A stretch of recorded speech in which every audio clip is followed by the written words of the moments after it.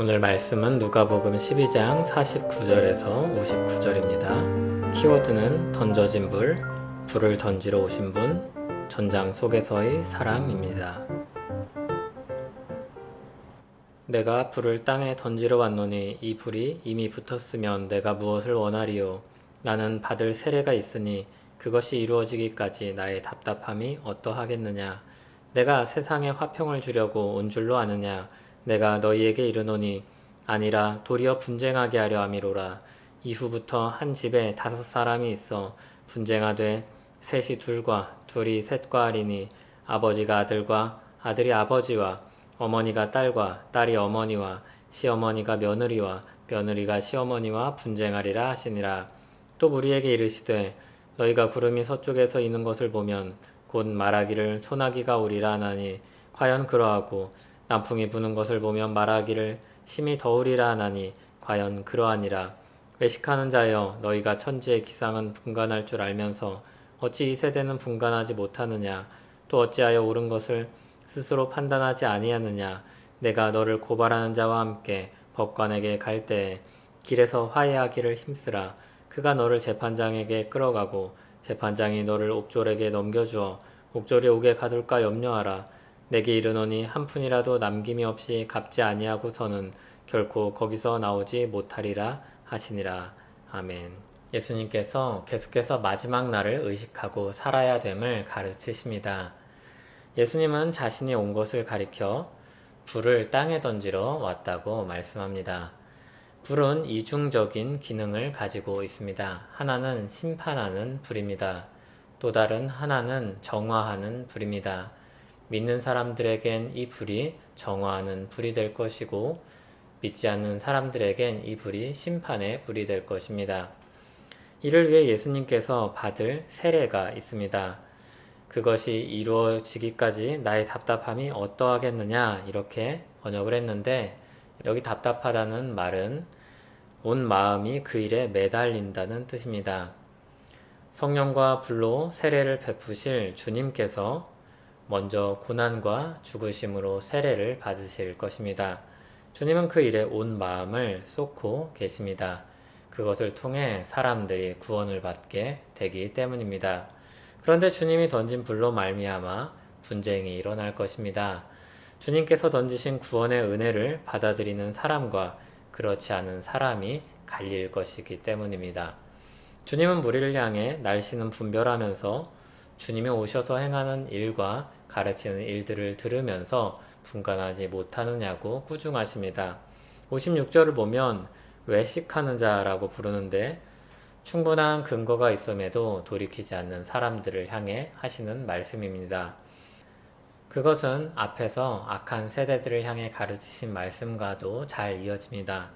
선지자들이 그랬듯 참 선지자이신 예수님께서 회개를 촉구하는 메시지를 계속해서 던지고 계십니다.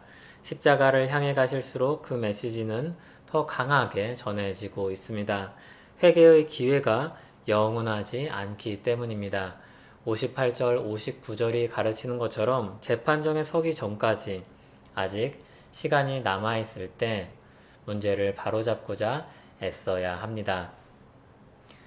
예수님은 이상향을 꿈꾸는 평화주의자가 아닙니다. 예수님은 하나님이십니다. 공의로 심판하는 하나님이시며 그럼에도 사람들을 구원하시고자 하는 사랑의 하나님이십니다.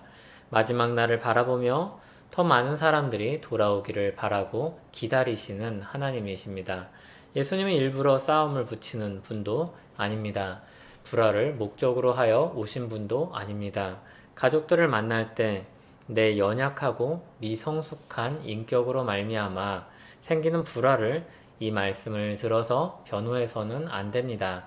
예수님께서 던지신 불은 복음 또는 진리라고 할 수 있습니다. 그로 인해 생기는 필연적인 결과로서 분쟁이 생길 수 있다는 것을 가르치셨습니다. 예수님 복음이 전해질 때 받아들이거나 그렇지 않음으로 말미암아 생기는 갈등을 말씀하신 것입니다. 예수님은 세상을 사랑하시고 사람들을 사랑하셔서 그들을 구원하시기 위해 십자가를 향해 가십니다. 7번을 70번씩 용서하라고도 하셨습니다. 원수도 사랑하고 선대하라 하셨습니다. 그런 주님의 선명한 말씀들을 따라서 이 말씀을 들으면 어떻게 읽어야겠습니까? 그날이 이르기 전에 종과 청지기로서 잘 살아야 할 것이고, 그날이 이르기 전에 사랑하는 사람들과 한마음 한뜻이 되기를 힘써야 할 것입니다. 다른 것보다 복음을 믿고 구원의 은혜를 함께 누릴 것을 기대하고 힘써야 합니다. 복음이라는 불이 분명히 큰 파장을 일으킬 것입니다. 그러나 그것 자체가 목적이 아니라는 것을 기억해야 합니다. 이 말씀은 분쟁을 목적으로 주신 것이 아닙니다. 구원을 위해 이루신 일과 복음의 소식이 받아들여지는 현실에 따라서 분쟁이 일어날 수 있음을 알고 더 힘써 구원의 은혜가 사랑하는 이들에게 더 늦지 않게 전해져야 함을 촉구하는 가르침입니다. 우리는 분쟁이 일상화된 시대를 살고 있는 것만 같습니다. 그런 시대 속에서 그리스도인이 소금과 빛으로 산다는 것이 무엇인지 생각하게 합니다. 오늘 예수님의 말씀은 분쟁이 정해진 것이니 포기하라는 말씀이 아닙니다. 분쟁으로 인해 사랑을 버리라는 말도 당연히 아닙니다. 그런 시대를 살아가는 신자로서, 그리고 마지막 날을 기다리는 신자로서 어찌 살아야 될지 깊이 새겨야 될 말씀입니다. 부디 예수님의 말씀을 내 입장과 논리를 위한 포장지로 쓰지 말고 사랑으로 전하는 진리를 더 안타깝고 긴급한 마음으로 전하라는 주님의 호소로 들으시길 바랍니다. 사실 명절만큼 사랑을 말하기가 좋은 때가 없는데 명절만큼 또 다투기 쉬운 때도 없습니다. 고린도전서 13장을 열심히 묵상하며 더 행복하고 더 사랑하는 그런 좋은 명절 되기를 소원합니다.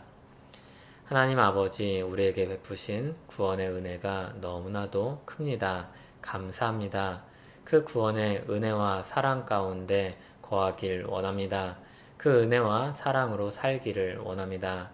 주님, 우리 가장 가까운 사랑하는 가족들, 주님의 복음으로 나오게 하시고 구원의 은혜를 함께 누리며 기뻐하며 살기를 원합니다. 주님, 우리를 기억하여 주시고 도와주시기를 간절히 구하옵나이다. 예수님 이름으로 기도합니다. 아멘.